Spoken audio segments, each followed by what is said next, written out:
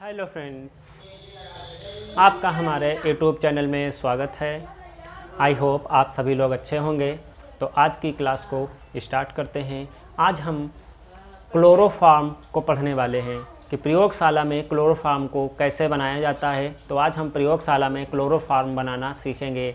यह class 12th की chemistry book में halo alkane and hello arene lesson में मिलता है।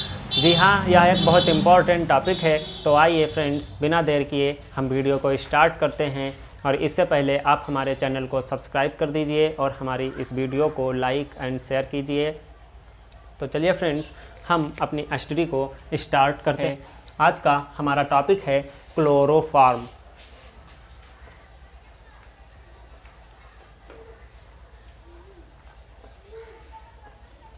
क्लोरोफॉर्म, आज हम क्लोरोफॉर्म को पढ़ने वाले हैं।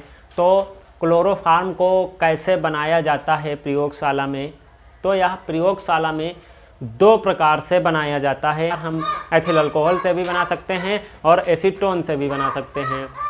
एथिल अल्कोहल से हम बनाना सीखते हैं कि बहुत ही इजी डिफिनेशन के साथ में हम देखते हैं इसको कि जब एथिल अल्कोहल को नम यानी कि हल्के भीगे हुए नम ब्लीचिंग पाउडर के साथ आश्रित करते हैं तो क्लोरोफॉर्म बनता है।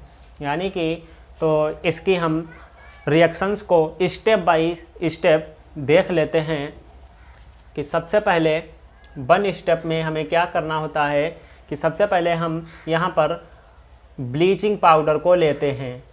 ब्लीचिंग पाउडर का सूत्र होता है CaOCl2। ये ब्लीचिंग पाउडर का सूत्र होता है। प्लस इसको हमें नम की ज़रूरत है यहाँ पर इसकी, तो हम नम के लिए यहाँ पर वाटर यूज करेंगे।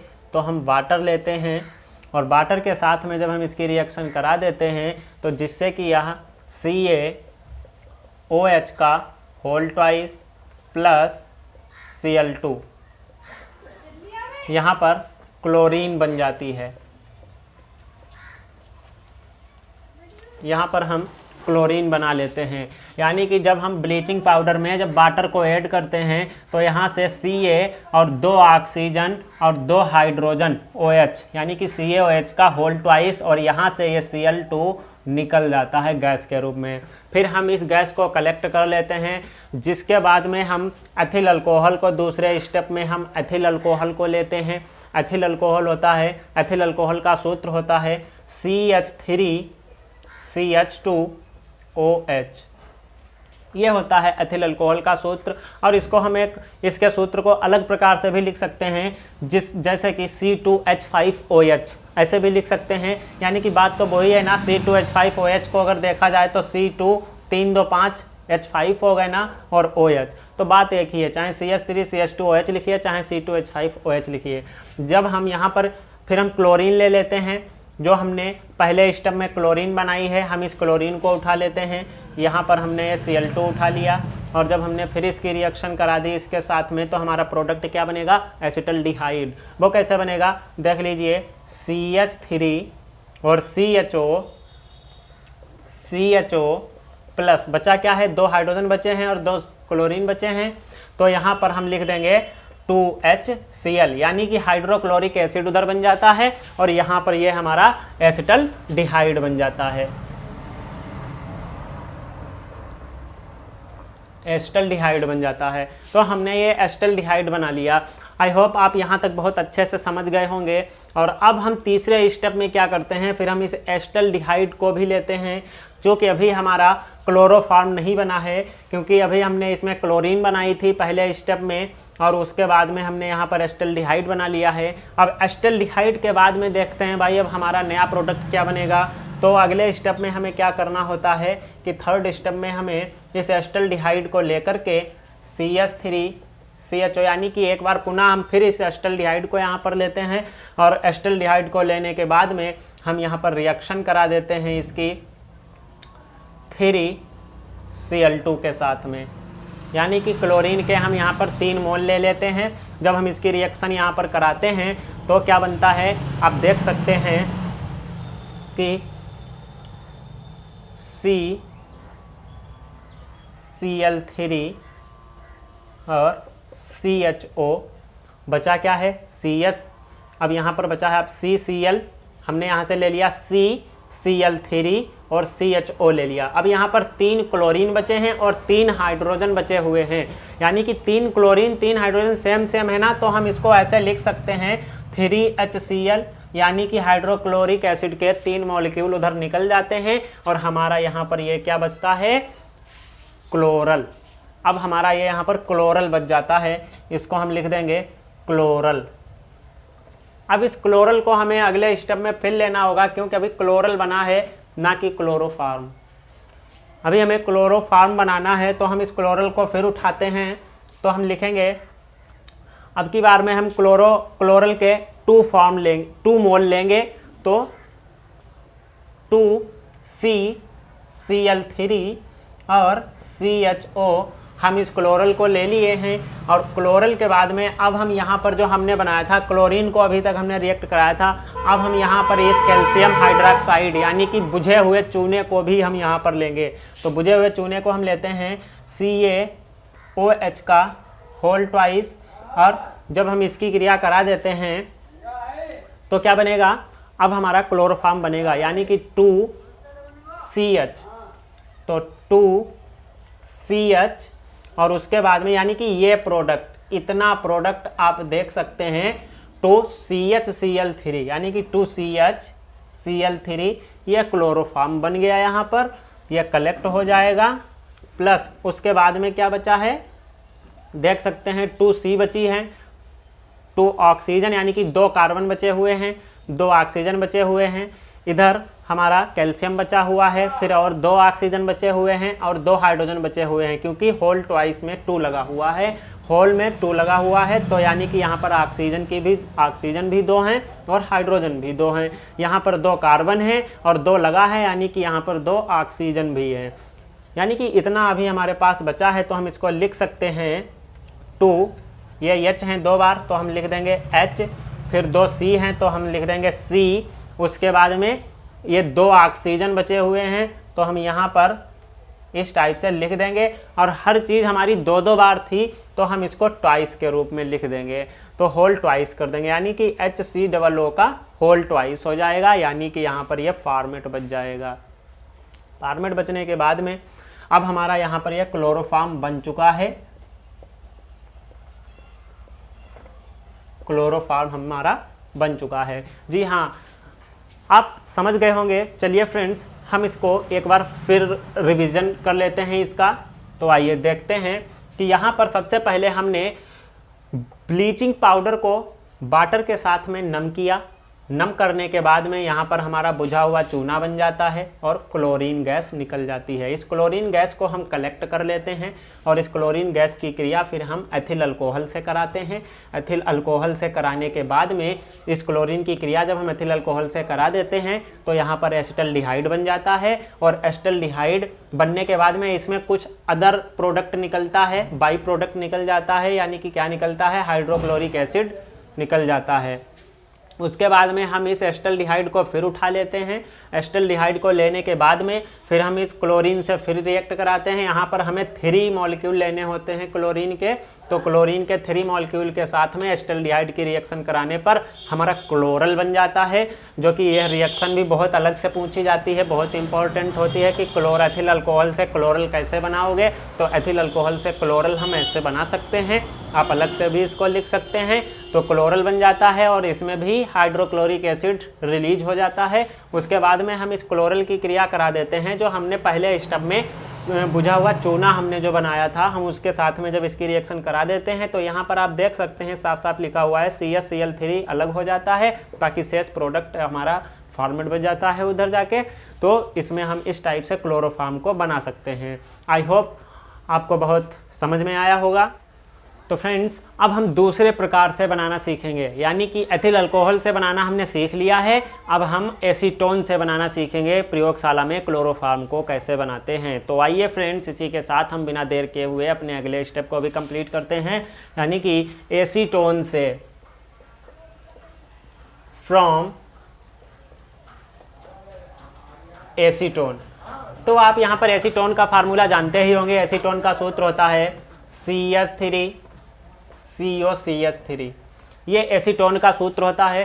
तो हम एसीटोन से बनाना सीखते हैं। इसमें क्या करते हैं, इसकी डिफिनेशन को भी हम समझ लेते हैं। जब एसीटोन को नम ब्लीचिंग पाउडर के साथ आश्रित करते हैं तो क्लोरोफॉर्म बनता है। यानी कि इसकी भी वैसी ही डेफिनेशन है, इसमें भी हमें नम ब्लीचिंग पाउडर के साथ में ही इसकी रिएक्शन करनी है। तो सबसे पहले हम पहले स्टेप में क्या करते हैं कि ब्लीचिंग पाउडर को नम करते हैं। तो हमें सबसे पहले ब्लीचिंग पाउडर लेना है और उसको नम करना है। यानी कि ब्लीचिंग पाउडर का सूत्र CaOCl2 plus H2O changing into, इसमें क्या करना है कि CaOH का होल ट्वाइस प्लस Cl2, इसमें भी हमारी क्लोरीन मिल जाती है हमें। इसमें भी हमने क्लोरीन कलेक्ट कर ली है। अब दूसरे स्टेप में हम क्या करते हैं, एसीटोन के साथ में हम क्लोरीन की क्रिया कराते हैं। तो एसीटोन का सूत्र होता है, हमने ऊपर लिखा था CH3COCH3, लेकिन कोई ज़रूरी नहीं हम इस सूत्र को इसी टाइप से लिखें, हम कई प्रकार से भी लिख सकते हैं। तो देख लीजिए यहाँ पर H3C double bond O H3C। Acetone को हम ऐसे भी लिख सकते हैं, ये एसीटोन है। देखो बात तो वही है, क्योंकि इसमें जो कार्बन और ऑक्सीजन होता है यहाँ पर इसके बीच में डबल बॉन्ड होता है, जो कि हमने इस टाइप से दिखा दिया है। अब हम इसकी रिएक्शन कर देते हैं क्लोरीन के साथ में। तो क्लोरीन से जब हम इसकी रिएक्शन करते हैं तो अब हम इस रिएक्शन में देख लेते हैं। तो यहाँ पर हम इसके 3 मॉलिक्यूल रख लेते हैं, क्योंकि अभी हमें यहाँ पर ज़रूरत पड़ने वाली है। तो इसके क्लोरीन के 3 मॉलिक्यूल यहाँ पे अटैक करते हैं और इसके ये तीनों हाइड्रोजन जो होते हैं ये इनके बचे हुए 3 क्लोरीन के ऊपर रिएक्ट होते हैं। तो यहाँ पर हमारा जो प्रोडक्ट बनता है वो बनेगा यहाँ पर बनेगा Cl3C डबल बॉन्ड O, फिर नीचे क्या था CH3C। चूँकि यहाँ पर कोई रिएक्शन नहीं हुई है, सब रिएक्शन सारी यहीं पर हुई है, तो हम इसी को ही इसमें ही चेंजिंग करेंगे। तो यहाँ पर हमारा ये इतना बन गया, यहाँ पर ये ट्राईक्लोरोएसीटोन बन जाता है और शेष प्रोडक्ट जो हमारा निकलता है 3 हाइड्रोजन 3 क्लोरीन यानी कि 3HCl निकल जाता है। और हम इसका नाम लिख देते हैं, इसका नाम होता है ट्राईक्लोरोएसीटोन। इसका नाम होता है ट्राईक्लोरोएसीटोन। आई होप आप इतना बहुत अच्छे से समझ गए होंगे। अब हम आगे की स्टेप्स को और अच्छे से समझाने की कोशिश करेंगे, जैसे कि आपको बहुत अच्छा समझ में आएगा। तीसरा स्टेप हमारा क्या होता है, तीसरा स्टेप, अब हम इस ट्राईक्लोरोएसीटोन को उठा लेते हैं Cl3COH3C, यानी कि यहाँ पर हमने ट्राईक्लोरोएसीटोन को उठा लिया है। अब उसके बाद में हम यहाँ पर इसके साथ में रिएक्शन कराते हैं CaOH का होल ट्वाइस, इससे कराएंगे। यहाँ पर हम इसके 2 मॉलिक्यूल लेंगे। अब की बार में जब हम इतने मॉलिक्यूल ले लेंगे इसके, तो यहाँ पर क्या बनेगा देख सकते हैं, 2 तो था ही, C यहाँ से हम ले लेंगे ये वाला C और 2CHCl3, ये हमारा यहाँ पर क्लोरोफॉर्म बन जाएगा। शेष प्रोडक्ट हमारा क्या बचा है आप देख लीजिए, बचेगा CH3, ये बचा CH3 और ये वाला C, ये 2 ऑक्सीजन का होल ट्वाइस और C है। यानी कि यहाँ पर ये वाला हाइड्रोजन इसके ऊपर अटैक कर गया, तो यानी कि ये बन गया 2CHCl3। यहाँ पर ये हमारा बन गया है क्लोरोफॉर्म, और यहाँ पर हमारा ये कैल्शियम एसीटेट बन जाता है।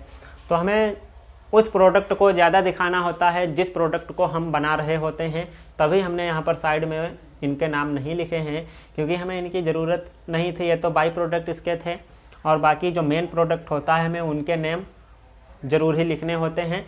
तो इस टाइप से हम इस 2 प्रकार से अपने क्लोरोफॉर्म को प्रयोगशाला में बना सकते हैं। आई होप आप बहुत अच्छे से समझ गए होंगे। एक बार हम इस टॉपिक का रिवीजन कर लेते हैं। कि सर्वप्रथम हम पहले स्टेप में ब्लीचिंग पाउडर को नम करते हैं और यहाँ पर क्लोरीन गैस को कलेक्ट करते हैं। फिर हम एसीटोन की क्रिया उस क्लोरीन से कराते हैं जिससे कि ट्राइक्लोरोएसीटोन बनता है।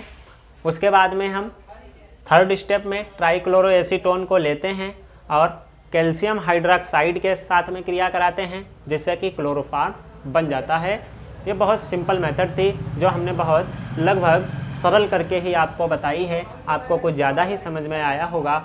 आइए फ्रेंड्स, अब हम इसके केमिकल प्रॉपर्टीज़ को देख लेते हैं। जी हाँ, अब हमने बनाना तो सीख लिया है कि हम दो प्रकार से कैसे बना सकते हैं। परीक्षा में ये ऐसे भी आ सकता है, एग्ज़ाम में कई बार ऐसे पूछा गया है कि प्रयोगशाला में क्लोरोफॉर्म बनाने की दो विधियों का वर्णन कीजिए। तो आप ये दो विधियाँ लिख सकते हैं, from ethyl alcohol and from acetone, कि एथिल अल्कोहल से और एसीटोन से हम इस टाइप से दो प्रकार से इसको बना सकते हैं। समझ रहे हो ना बात को? तो बहुत अच्छे से आप इसको याद कर लीजिए। भाई इसकी केमिकल प्रॉपर्टीज़ क्या होती है? केमिकल प्रॉपर्टीज़ को हम हिंदी में कहते हैं रासायनिक गुण।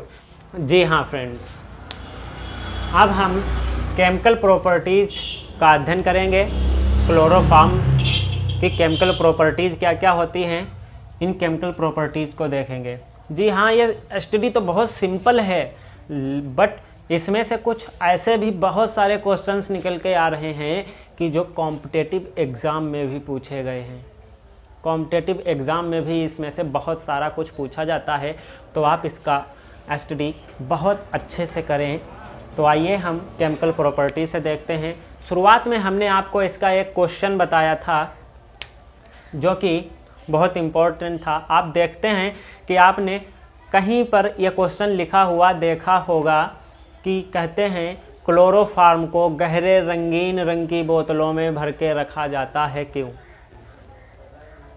क्योंकि यह वायु और सूर्य के प्रकाश के उपस्थिति में यह ऑक्सीकृत हो जाता है और एक बहुत घातक विषैली गैस फास्जीन का निर्माण करता है। इसलिए इसको बहुत ही गहरी रंग की बोतलों में भरकर रखा जाता है। जी हाँ फ्रेंड्स, ये बहुत इम्पोर्टेंट टॉपिक है जो कई बार पूछा जाता है और बहुत सारे बच्चे इसको छोड़ के आ जाते हैं और नहीं लिख पाते हैं क्योंकि वो जल्दी जल्दी में अपनी आगे की स्टडी को देखते हैं और ये अदरवाइज जो बहुत इम्पोर्टेंट क्वेश्चंस होते हैं इनको वो पढ़ना भूल जाते हैं। तो ये क्वेश्चन बहुत निकल के आता है। चलिए अभी मैं फिर बता दूंगा, तो हम सीधे इसकी केमिकल प्रॉपर्टीज़ को पढ़ते हैं। सर्वप्रथम इसका ऑक्सीकरण हो जाता है। ऑक्सीकरण हो जाता है यानी कि हम यहाँ पर लिखेंगे ऑक्सीकरण। केमिकल प्रॉपर्टीज़ में हम देखते हैं ऑक्सीकरण।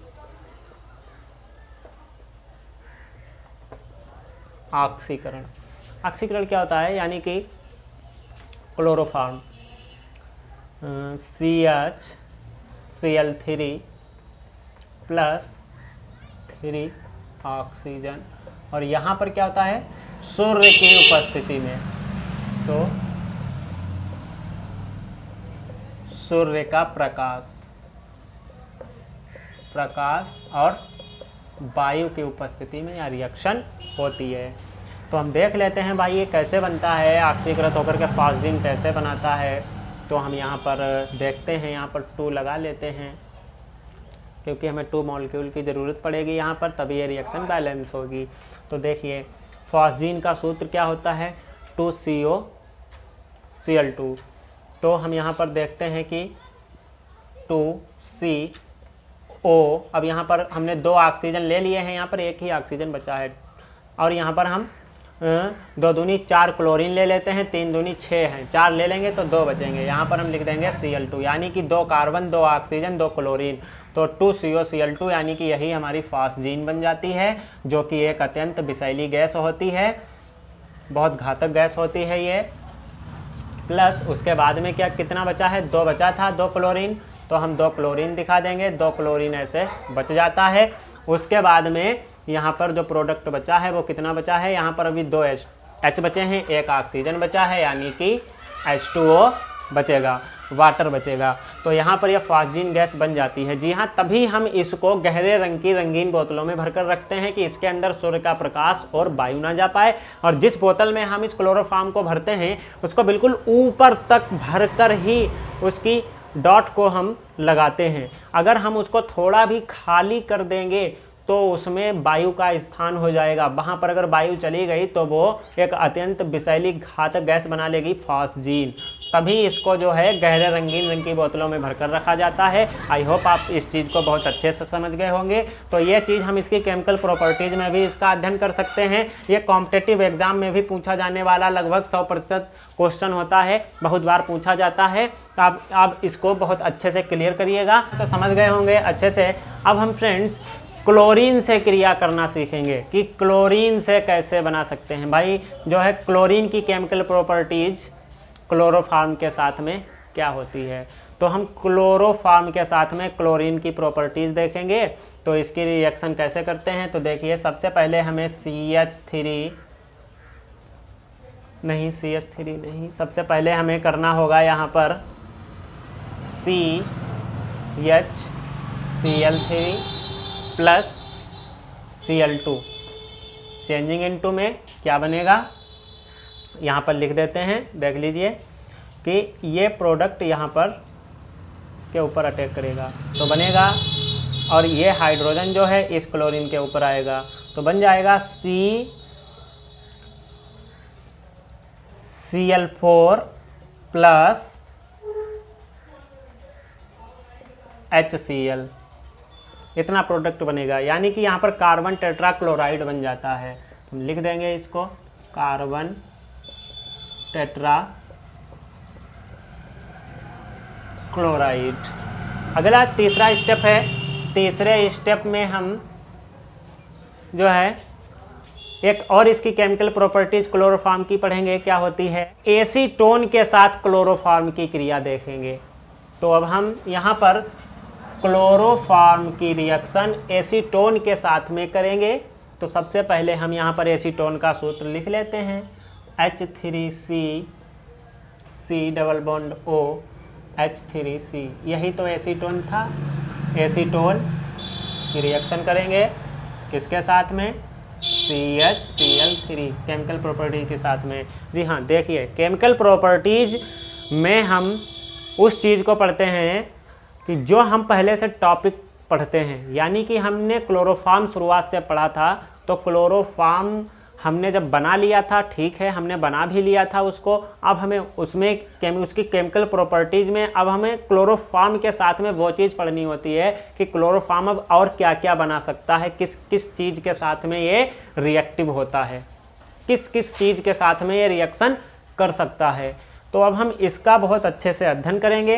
ये 3 केमिकल प्रॉपर्टीज़ हमने यहाँ पर लिख दी हैं, आप और भी लिख सकते हैं, बहुत सारी होती हैं, जिससे कि इसमें carbylamine reaction, Reimer Tiemann reaction, बहुत सारी रिएक्शंस इसके अंतर्गत आती हैं जो इसके केमिकल प्रॉपर्टीज़ के ही अकॉर्डिंग होती हैं। तो हम इसको देख लेते हैं। यहाँ पर क्या होता है, इसका हाइड्रोजन इसके ऊपर अटैक करता है और CCl3 जो बचता है वो भी इस कार्बन के ऊपर अटैक करता है, जिससे कि ये बॉन्ड टूट जाता है। इसके लिए हमने आपको सिग्मा बॉन्ड और पाई बॉन्ड पढ़ाए थे, आप वहाँ जाके मेरी वीडियो को देख सकते हैं, क्योंकि वहाँ पर हमने बताया है कि ये 2 बॉन्ड होते हैं, टूटते कैसे हैं, क्योंकि इसमें से पाई बॉन्ड टूट जाता है, वही सबसे कमज़ोर होता है, वीक बॉन्ड होता है, और सिग्मा बॉन्ड जो होता है वो स्ट्रॉन्ग बॉन्ड होता है, जो मैं पढ़ा चुका हूँ, आप मेरी वीडियो को देख सकते हैं।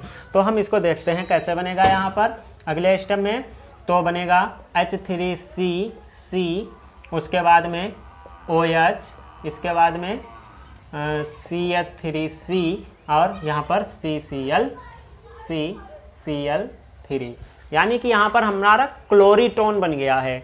क्लोरीटोन हम लिखेंगे यहाँ पर, क्लोरीटोन, यहाँ पर हम क्लोरीटोन बना सकते हैं।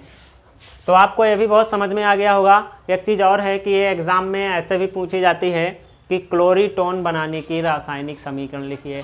तो अब आप क्लोरीटोन बनाने की रासायनिक समीकरण में आप ये लिख सकते हैं। कभी कभी ऐसे पूछा जाता है, क्या होता है जब एसीटोन की क्रिया क्लोरोफॉर्म से कराते हैं, तो भी आपका क्लोरीटोन ही बनेगा। तो ऐसे कॉम्पिटिटिव एग्ज़ाम में भी बहुत सारे क्वेश्चंस पूछ लिए जाते हैं और हमारे क्लास 12th के एग्ज़ाम में भी ये क्वेश्चंस बहुत आते हैं। Halo alkane and hello Erin relation में जो क्लोरोफॉर्म आता है ये बहुत इंपॉर्टेंट है, एग्ज़ाम में सबसे ज़्यादा पूछा जाने वाला टॉपिक है। आइए फ्रेंड्स, अब हमने यहाँ पर फॉर्मेशन मेथड्स सीख लिए हैं, उसके बाद में केमिकल प्रॉपर्टीज सीख लिए हैं। अब हम इनके यूजेस सीखेंगे कि इनका उपयोग कहाँ होता है। तो उपयोग भी यानी कि जब हम एक टॉपिक को पकड़ते हैं और उसको हमें बिल्कुल एंड तक लिखना होता है। एग्ज़ाम में इतना ही पूछा जाता है कि एग्ज़ाम में वो पूछेंगे प्रयोगशाला में कैसे बनाया जाता है, इसके क्या रासायनिक गुण होते हैं और इसका उपयोग कहाँ होता है। इतनी सारी चीज़ें वो एग्ज़ाम में नॉर्मली पूछते हैं। इतनी चीज़ें आएंगी विद नोट्स के साथ में हम आपकी स्टडी करा रहे हैं। आप इसको लिख भी सकते हैं, लिख लीजिए। अब हम आइए फ्रेंड्स यूजेस को देखते हैं कि यूजेस को कैसे पढ़ा जाए। कि समझ रहे हो ना बात को, बहुत अच्छे से क्लियर कर लो। देख लेते हैं, अब हम यूजेस पढ़ेंगे। तो आइए फ्रेंड्स, अब हम यूजेस की स्टडी कर लेते हैं। यूजेस देख लेते हैं कि भाई जो हमने क्लोरोफॉर्म पढ़ा है, यहाँ पर क्लोरोफॉर्म के यूजेस क्या होते हैं, उपयोग कहाँ कहाँ होता है। तो सबसे पहले हम इसमें देख सकते हैं कि नंबर 1 पॉइंट में इसका उपयोग जो होता है प्रयोगशाला में हमने बनाया है, तो इसका उपयोग सबसे पहले प्रयोगशाला में ही होता है। तो हम इसमें लिख सकते हैं कि प्रयोगशाला में विलायक के रूप में, प्रयोगशाला में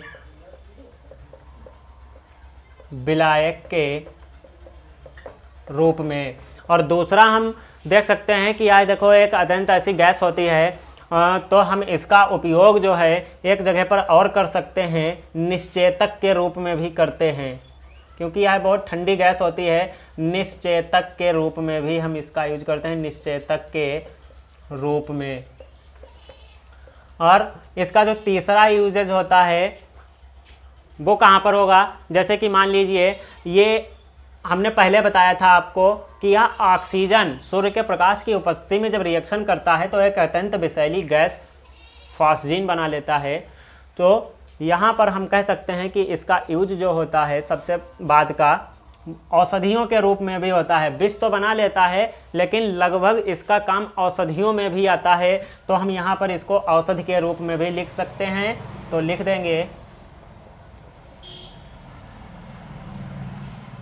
औषधि के रूप में। तो आई होप आपको वीडियो बहुत अच्छी लगी होगी और हमारा पढ़ाया हुआ सारा कुछ समझ में आया होगा। तो आप देख सकते हैं यहाँ पर सबसे पहला उपयोग था प्रयोगशाला में विलायक के रूप में, दूसरा था निश्चेतक के रूप में और तीसरा हो गया औषधि के रूप में। और यहाँ पर आप आगे और भी सारे कुछ लिख सकते हैं, लेकिन एक कॉम्पिटिटिव एग्जाम में भी पूछ लिए जाते हैं। कभी कभी क्लोरोफॉर्म के यूजेज क्या होते हैं तो यूजेज पूछ लिए जाते हैं, जिससे कि 4 ऑप्शन के साथ में इसमें करेक्ट ऑप्शन दिया जाता है। और हमें वहाँ पर ऐसा फील होता है कि सारे ऑप्शन सही होते हैं, बट उसमें से सबसे जो अधिक सही होता है हमें वही लिखना होता है। तो जिससे कि आप इसका बहुत अच्छे से स्टडी करना और वीडियो को अंत तक देखना, जिससे कि आपको बहुत कुछ समझ में आने वाला है। तो फ्रेंड्स आज के लिए इतना ही, और हमारी वीडियो को लाइक कीजिएगा, शेयर कीजिएगा और हमारे YouTube चैनल को सब्सक्राइब कीजिएगा। Bye bye friends.